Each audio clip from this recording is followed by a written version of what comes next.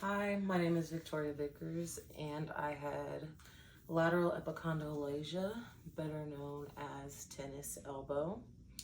The description of this injury is caused by repetitive stress that irritates the wrist extensor group, basically causing the swelling of the tendons that bend your wrist backward away from your palm. Location of the injury is on the lateral epicondyle of the elbow and proximal portion of the tendons of the wrist. It can affect the extensor digitorum, extensor carpi radialis longus, the extensor carpi ulnaris, supination, and the most commonly affected is the extensor carpi radialis brevis.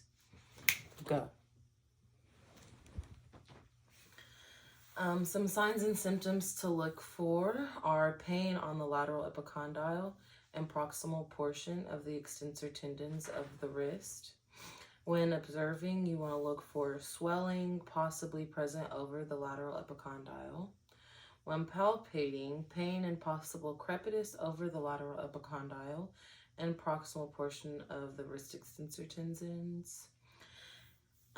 For a special test, there is the lateral epicondylalacia test, and also known as the tennis elbow test. The patient will have the wrist extension while I palpate, resisted wrist extension while I palpate the lateral epicondyle. And if it is a positive test, the patient will feel pain. So I'll resist her wrist extension. I'll feel around that lateral epicondyle and extend the elbow. Okay, thank you.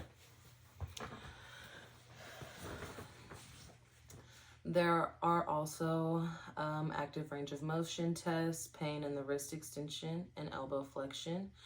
Radial deviation may be painful as well. Then for muscle testing, pain with wrist extension and the MCP joint extension when elbow is extended, weakness and or decreased endurance may also be noted in the lower trapezius and serratus anterior. Then for our passive range of motion, there can be pain at the end of the passive wrist flexion, especially with elbow extended, or it just could have some limitations. So some way to refer, you could get an MRI looking for tendon degeneration, and ultrasound may demonstrate thickening in the tendons. The mechanism of injury is going to be overuse involving repeated forceful wrist extension, radial deviation, supination, or grasping in an overhand position, repeated eccentric loading of the wrist extensor muscles. Some acute care would be rest, modify activity, or avoid activities that irritate it. You can also use NSAIDs, such as Tylenol, ibuprofen. Especially if it's swelling, you would want to use some ibuprofen just to limit that inflammation. And then if there is swelling as well, you would want to elevate. And some modalities that can help with the pain would be ice, massage, ultrasound, TENS unit, and shockwave therapy. The return to play and activity guidelines would include strengthening and stretching muscles around the elbow, strengthening and increasing the endurance of the lower trapezius and serratus anterior and posterior shoulder.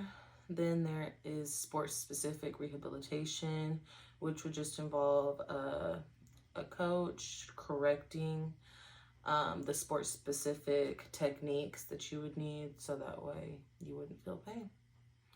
All right, thank you.